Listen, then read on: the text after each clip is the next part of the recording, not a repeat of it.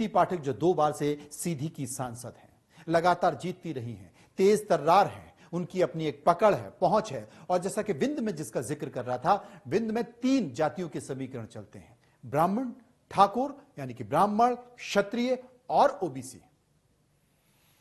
और वहां पर ये तीनों जातियां ट्रायंगल है, एक दूसरे के खिलाफ रहती हैं। सीधी कांड आपको याद होगा, सीधी पेशाब कांड। उसके बाद वहां के ब्राह्मण नाराज हो गए। उन ब्राह्मणों को साधने के लिए रीति पाठक जैसा नया चेहरा सामने आ रहा है। और विंध्य एक ऐसा इलाका है जिसमें आम आदमी पार्टी सबसे ज्यादा उपस्थिति दे रही है। रीति पाठक 20 सालों से बीजेपी में सक्रिय है। वो सीधी से जिला पंचायत अध्यक्ष भी रह चुकी हैं, खुद अपनी दम पर जीत कर आई थी। 2014 में कांग्रेस के इंद्रजीत कुमार को उन्होंने लोकसभा चुनाव हराया और 2019 में लगातार दूसरी बार चुनाव लड़ी। और उसके बाद उन्होंने अजय सिंह को, जो कि कांग्रेस के बड़े नेता हैं, उन्होंने चुनाव हराया। और इस पूरे बेल्ट में रीति पाठक का चुनाव लड़ने का मतलब है कि ब्राह्मणों में एक नया उत्साह। हालांकि एक समीकरण और संकेत है कि सीधी से ही जो ब्राह्मणों में लोकप्रिय नेता हैं केदारनाथ शुक्ला, पार्टी ने उनका टिकट काट दिया है।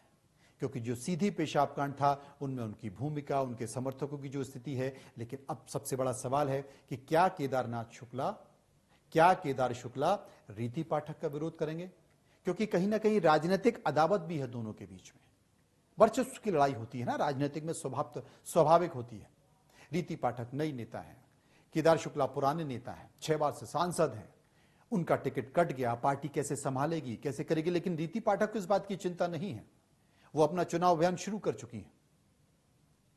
तो यहां पर इंटरनल गुटबाजी, नाराजगी एक बड़ा फैक्टर होगा।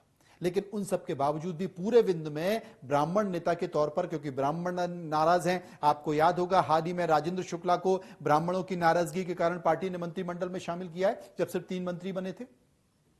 ऐसे में ब्राह्मणों की नाराजगी खत्म करने के लिए रीति पाठक को यहां से चुनाव लड़ाया गया है और आगे जाके ये भी बड़ी उपस्थिति दर्ज कर सकती है। एक संकेत यहां से भी निकल कर आ रहा है।